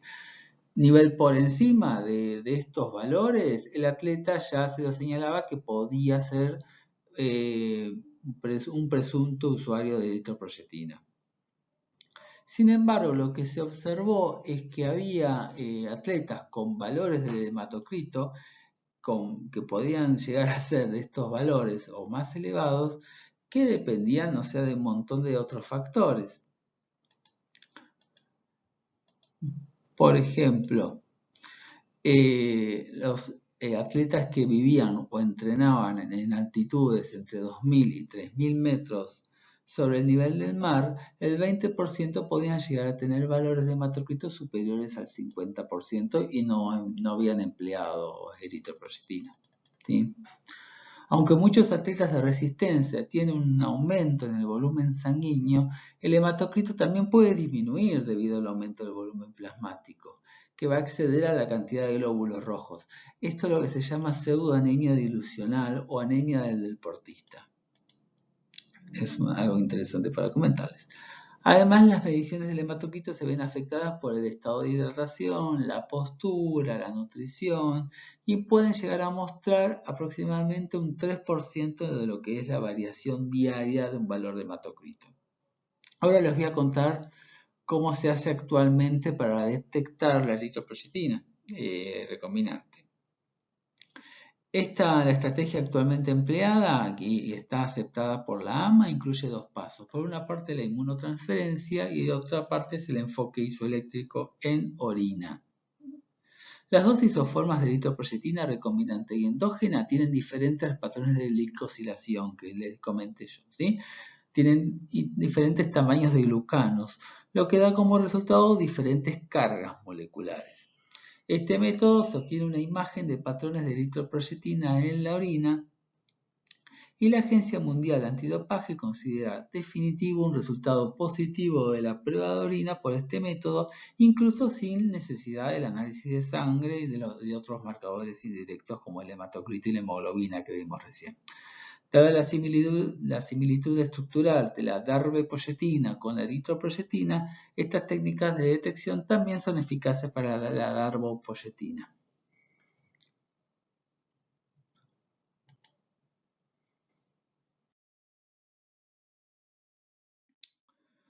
Bueno, ahora vamos a hablar de una de las estrategias de los deportistas para de alguna forma poder evitar la detección de eritropoyetina en la orina. Un problema importante en lo que es el análisis de orina para detectar la presencia de péptidos prohibidos como la eritropoyetina recombinante es el potencial enmascaramiento por proteasas que se pueden llegar a añadir en forma subrepticia en la orina en especímenes programados para el análisis del dopaje. ¿Y cómo hacen? Se colocan una especie de grano como si fueran granos de arroz dentro de la uretra. Entonces, cuando van a emitir la muestra de orina, este grano de arroz pasa al frasco. Este grano de arroz que contiene proteasas va a disolver todas las proteínas que pueda llegar a contener la orina. Incluso también termina hidrolizando la misma proteasa. O sea, ni siquiera se queda la proteasa dentro de la muestra de orina.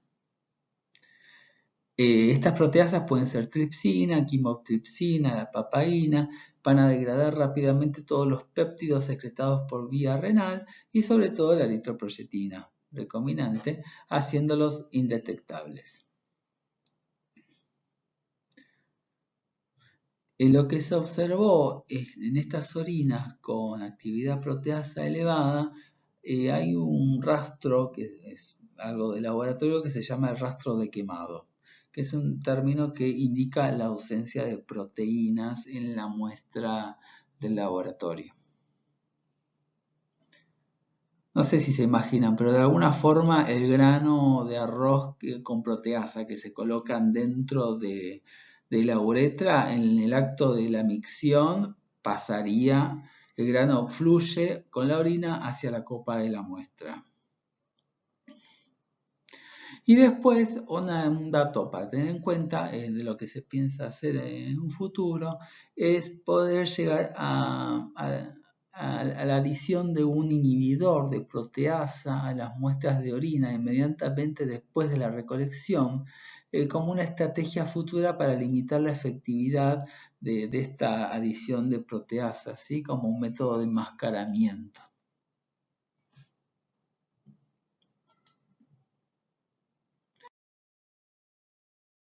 El argón, como gas noble, en un momento se incorporó en la lista de la WADA, esto fue en el 2014 aproximadamente.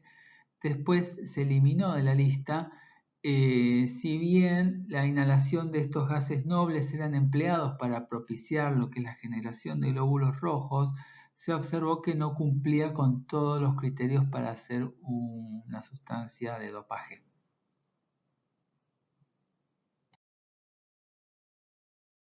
Diuréticos.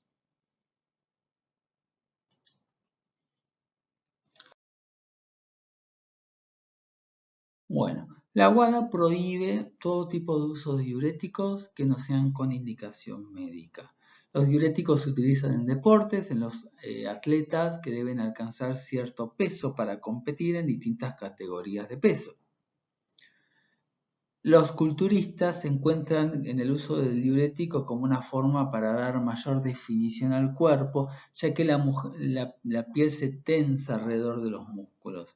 Y los diuréticos también tienen un efecto enmascarador porque al aumentar la producción de orina la diluyen y dificulta lo que es la detección de xenobióticos prohibidos.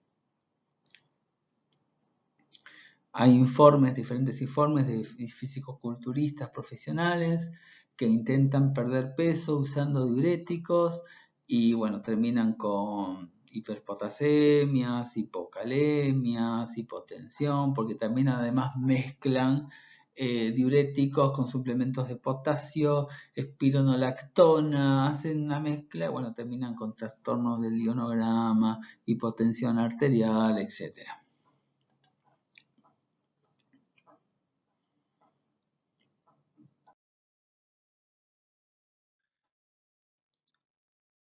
Otros enmascaradores prohibidos, además de los diuréticos, tenemos la epitestosterona. La epitestosterona, ¿por qué sirve como enmascarador? Cuando se emplea la testosterona como anabólico, aumenta la relación testosterona-epitestosterona. Una relación normal de testosterona-epitestosterona es de aproximadamente 1 en 1. Se acepta hasta una relación testosterona-epitestosterona hasta 4 en 1. Se considera aceptable. Una relación mayor de 4 en 1 se considera evidencia de dopaje. Para evitar esta diferencia entre lo que es la testosterona, o sea, testosterona que es administrada exógenamente, y la epitestosterona, se administran exógenamente epitestosterona también, ¿sí? Entonces sería un enmascarador en este caso. Expansores del plasma también tenemos, tales como la albúmina, el dextrano, el almidón, etc. Inhibidores de la alfa-reductasa como la finasterida, la tustasterida, y el probenecid, que bloquea la excreción urinaria de los conjugados glucurónidos de los anabólicos.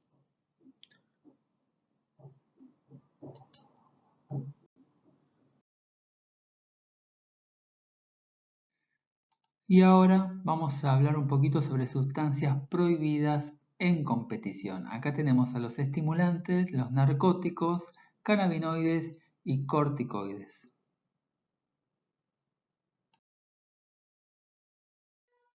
Estimulantes.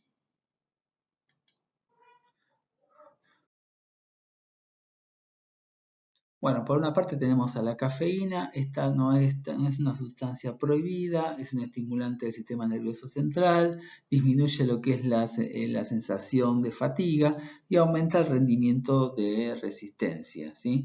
Estos cambios pueden ocurrir a través de varios mecanismos diferentes, incluido lo que es el aumento de la permeabilidad del calcio en el retículo sarcoplásmico y el aumento de la contractilidad del músculo, inhibiendo la fosfodiesterasa y posterior aumento de todos los nucleótidos cíclicos y bloqueo de la adenosina, que conduce también a dilatación de los vasos sanguíneos e inhibición de lo que es la lipólisis.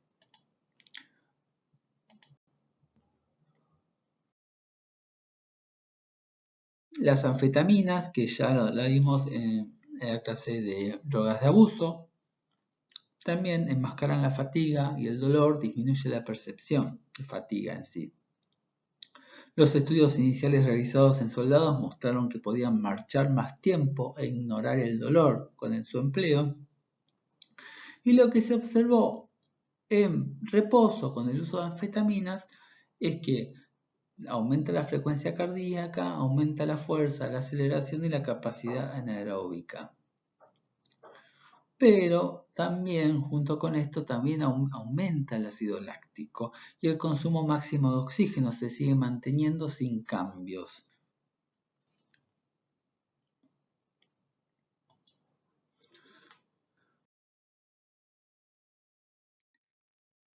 En este grupo, como agente nuevo, tenemos a la octodrina o 1,5-dimetilexilamina, o sea, ven que a medida que pasan los años van sumando nuevos agentes, ¿sí? Está dentro de los que se conocen como estimulantes especificados dentro de la WADA, y esta sustancia se ha encontrado recientemente en algunos suplementos dietéticos.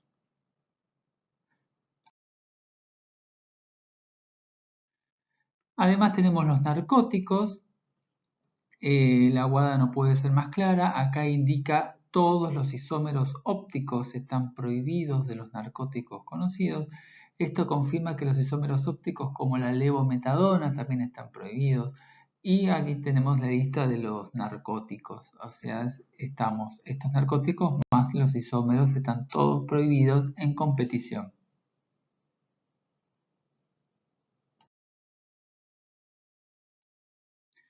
En cuanto a los cannabinoides tanto naturales como sintéticos están prohibidos, incluyendo cualquier preparación que tenga cannabis o cannabinoides sintéticos. El delta 9 tetrahidrocannabinol o el THC sintético, por ejemplo el dronabinol, también están prohibidos. Todo lo que imite el efecto del cannabinoide también está prohibido.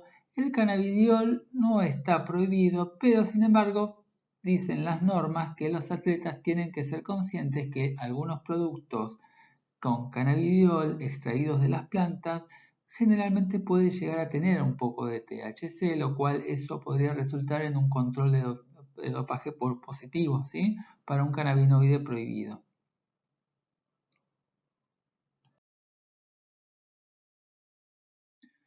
En cuanto a los corticoides, también están prohibidos durante la competencia, cualquier sea la administración, vía oral, intravenosa, intramuscular o rectal.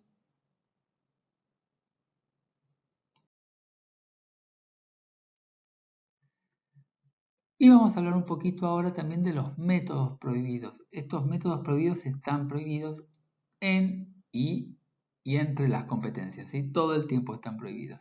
Acá tenemos la manipulación de sangre, componentes sanguíneos, manipulación química y física y dopaje genético y de células. Algunas de estas cosas ya las vimos en las diapositivas anteriores, por ejemplo, cuando hablamos de proteasa, ¿sí? En cuanto a la manipulación de sangre y componentes sanguíneos, todo lo que sea administración o reintroducción de cualquier cantidad de sangre, sea autóloga, homóloga, heteróloga, está prohibido. Mejorar en forma artificial lo que es la captación, transporte, transferencia de oxígeno está prohibido. Acá hay químicos perfluorados, el efaproxiviral y productos de hemoglobina modificada, etcétera, están todos prohibidos. Cualquier forma de manipulación intravascular de sangre o componentes sanguíneos están prohibidos.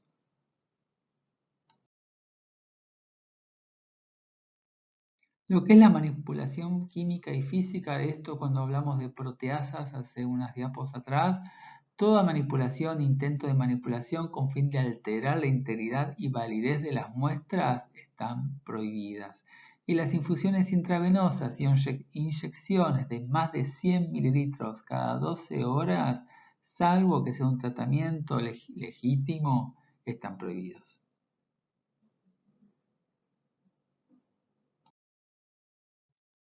Dopaje genético.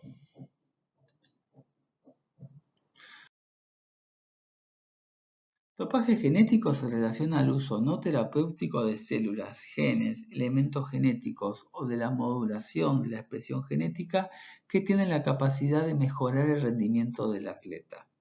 Por ejemplo, la inserción de una secuencia genética podría producir un efecto deseado como músculos más grandes o el aumento de la producción corporal de sustancias potencialmente ventajosas como testosterona o la hormona de crecimiento. Lo que se observó en modelos de animales, que los genes de la eritroproyectina van a conducir a la eritropoyesis, obviamente, y los genes de la IGF-1 van a producir aumento del tamaño y de la fuerza de los músculos. Otro de los genes que están ahí evaluándose es el de la miostatina, que pertenece a una familia de proteínas que controlan el crecimiento y la diferenciación de los tejidos en el cuerpo, inhibiendo también el crecimiento del músculo esquelético. Entonces, las mutaciones del gen de la miostatina pueden resultar en hipertrofias musculares. Por lo que se ve, por ejemplo, en perros, el rendimiento atlético de los perros empleados para carreras mejora en animales con una mutación de este gen de la miostatina.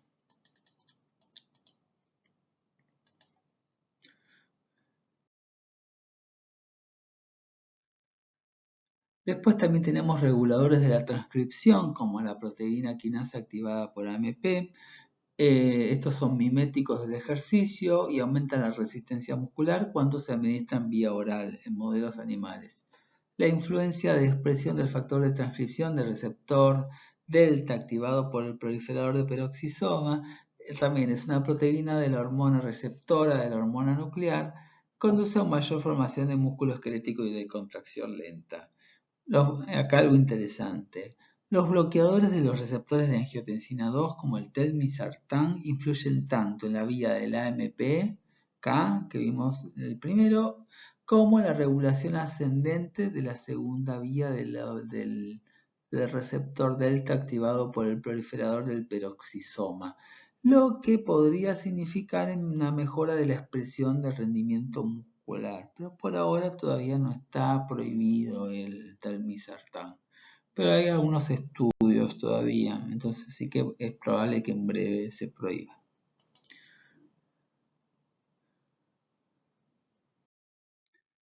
¿Y cuándo un tratamiento con células madres no va a estar prohibido para la WADA? Cuando estemos hablando de células madres no transformadas que sean utilizadas solas, o sea, sin factores de crecimiento u otras hormonas añadidas, que sea para curar lesiones y siempre y cuando devuelvan la función de la zona afectada, pero a su estado normal, pero no la mejore, no la aumente de lo que estaba previamente, ¿sí?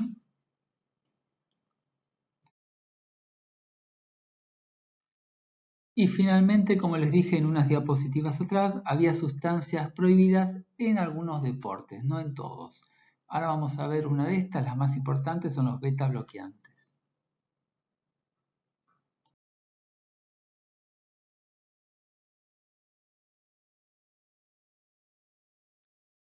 Bueno, acá llegamos a una parte interesante del curso, los beta bloqueantes y el doping. Acá tenemos a Kim Jong-soo con sus medallas. En realidad Kim Jong-soo ganó 2 medallas y después la termina perdiendo. Kim Jong-soo se destacó en tiro atlético. Y lo que salió positivo en sus estudios es propranolol. Vamos a ver qué tiene que ver el propranolol con el tiro.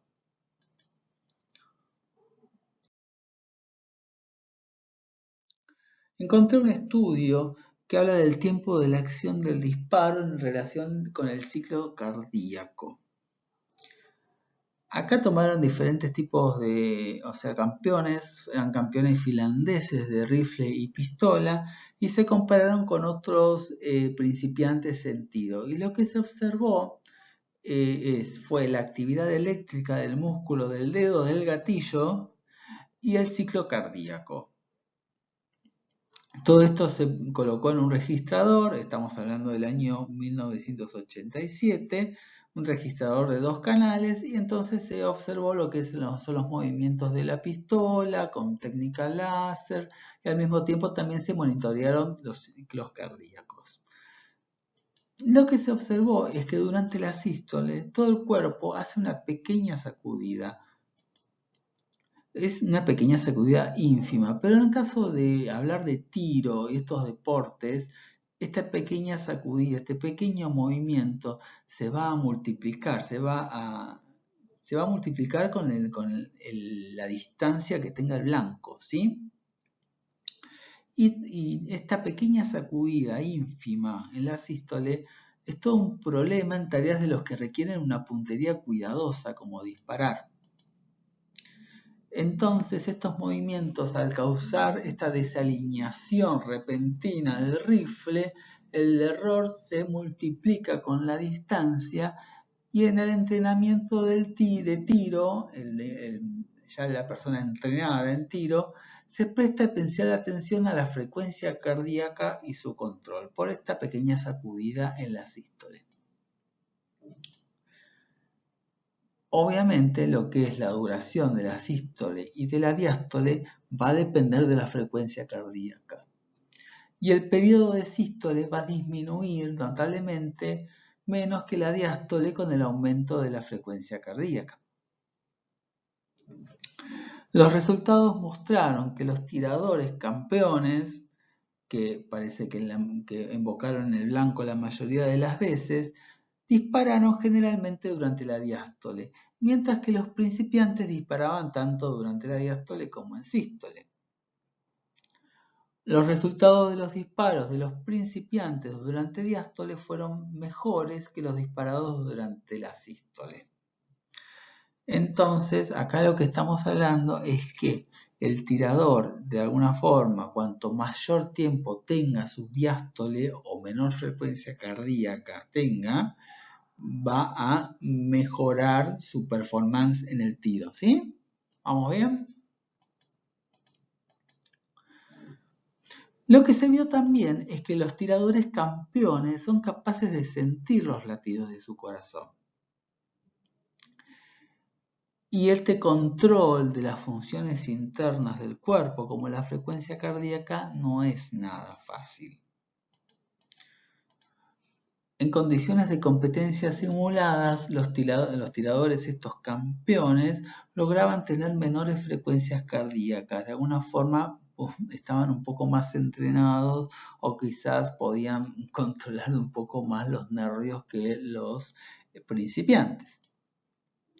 Además que la frecuencia cardíaca depende también de la retención de la respiración, que es una medida preparatoria normal antes de lo que es disparar, largar un disparo, ¿sí? Todo por lo que es estimulación vagal.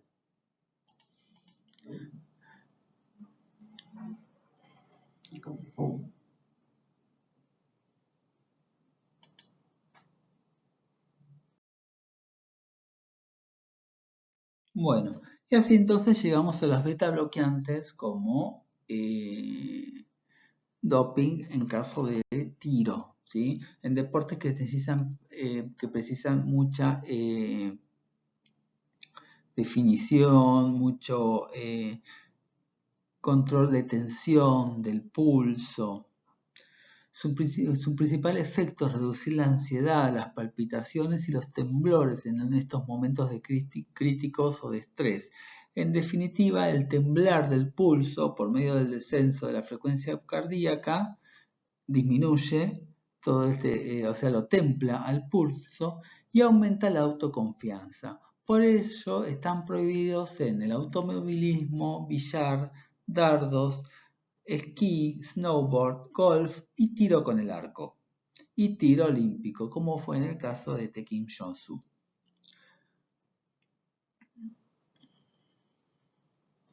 Kim Jong-soo estuvo en estos Juegos de Pekín 2008 en Beijing.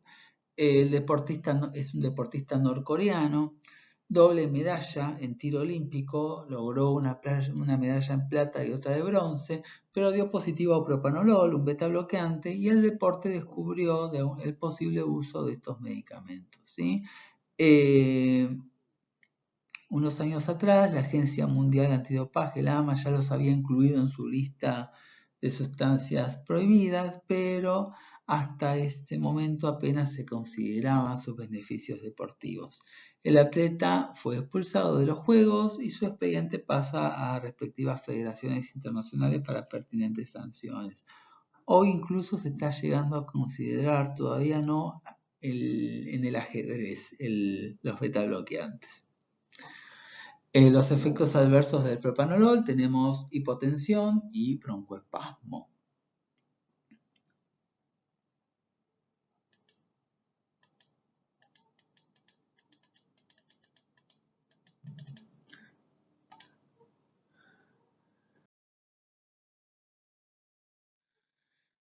Otro concepto que me gustaría que se lleven de la clase es el pasaporte biológico del atleta, ¿sí? Un avance significativo en lo que es la detección de transfusiones de sangre, conocido como dopaje sanguíneo, es el desarrollo de un registro longitudinal de parámetros, por ejemplo, de los glóbulos rojos de un atleta. Y esto se llama pasaporte biológico del atleta. Se trata de un control longitudinal individualizado que va analizando la sangre del atleta buscando marcadores de dopaje. La observación de parámetros fisiológicos a lo largo del tiempo facilita de alguna forma la detección de agentes que mejoran el rendimiento. Por ejemplo, lo que se llegó a detectar son metabolitos relacionados al plástico a partir del almacenamiento de la sangre, porque a veces hacen autotransfusiones, ¿sí? Y la alteración de la expresión de los diferentes genes resultantes de la infusión de sangre autóloga se proponen como complemento para lo que es la detección de estas transfusiones de sangre. Siempre estamos hablando de sangre autóloga. ¿Qué sabemos sobre la muerte súbita en atletas?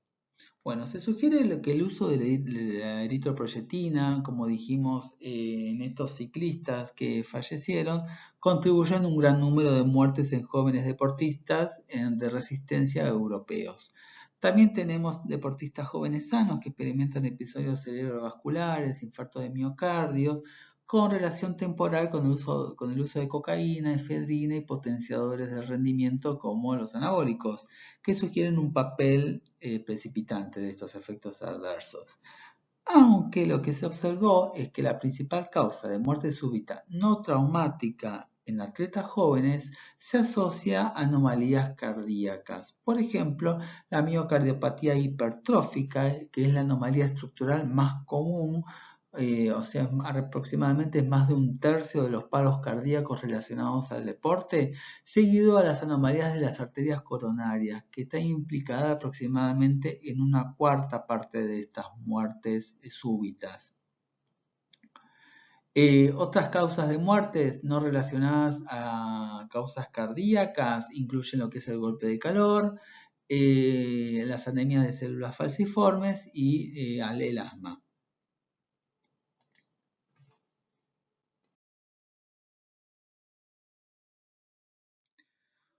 Algunas cositas relacionadas al laboratorio de doping.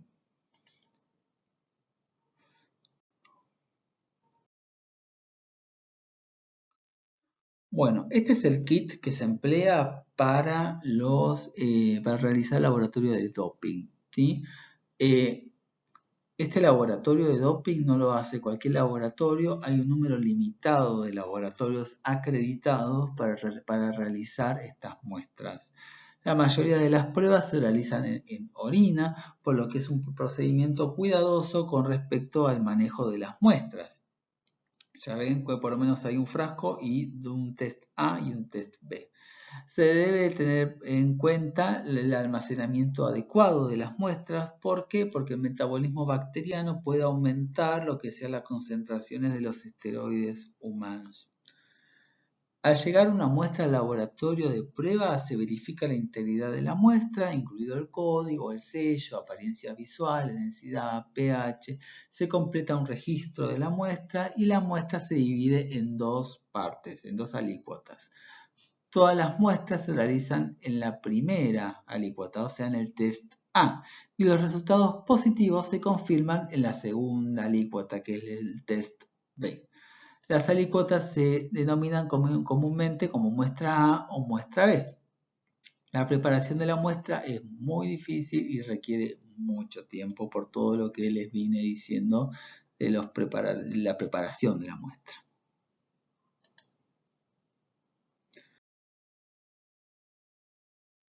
El desafío del laboratorio que hace doping es que, tal cual como vimos cuando hablamos de las drogas de diseño, cuando aparecen nuevos esteroides anabólicos, por ejemplo, que no se habían detectado antes, o sea que son nuevos, pueden llegar a evadir la detección de estas pruebas de dopaje ante una aparición de algo nuevo. Por ejemplo, algo que pasó en el año 2003, en donde se entregó en forma anónima en la autoridad antidopaje una jeringa usada, ¿sí?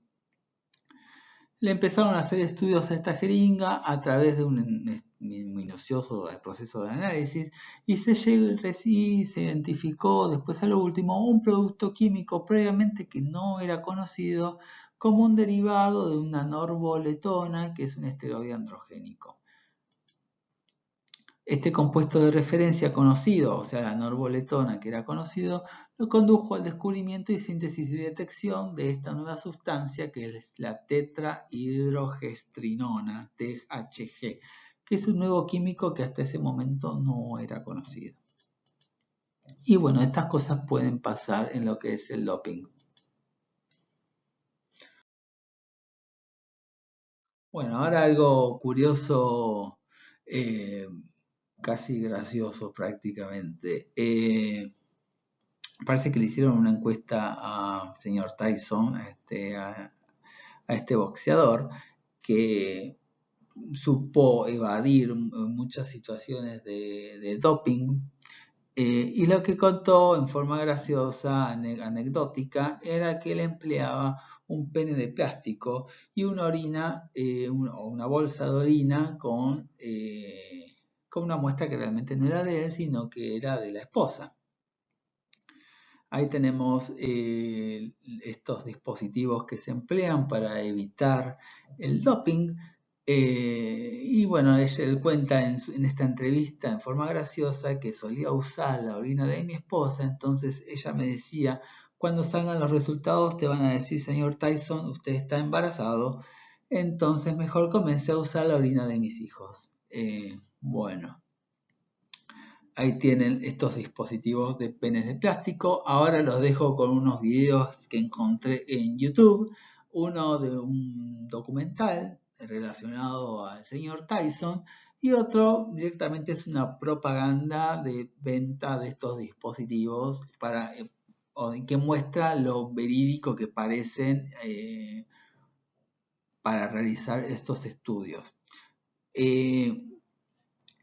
Una cosa que no les dije es que estos estudios, cuando se piden las muestras de orina, estos se hacen siempre frente a un profesional, ¿sí? Relacionado con el doping, ¿sí?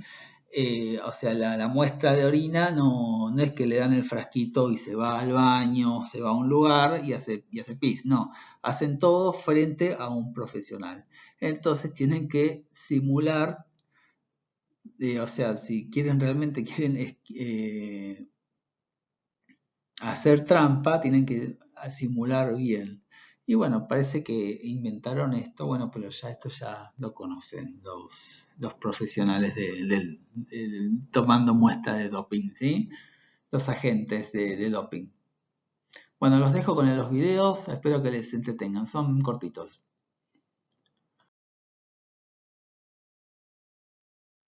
Bueno, tuve que volver a editar el video porque YouTube me canceló la subida porque el video es de la BBC, así que les dejo el link abajo en la descripción, así lo ven, el curioso método de Tyson para hacer doping.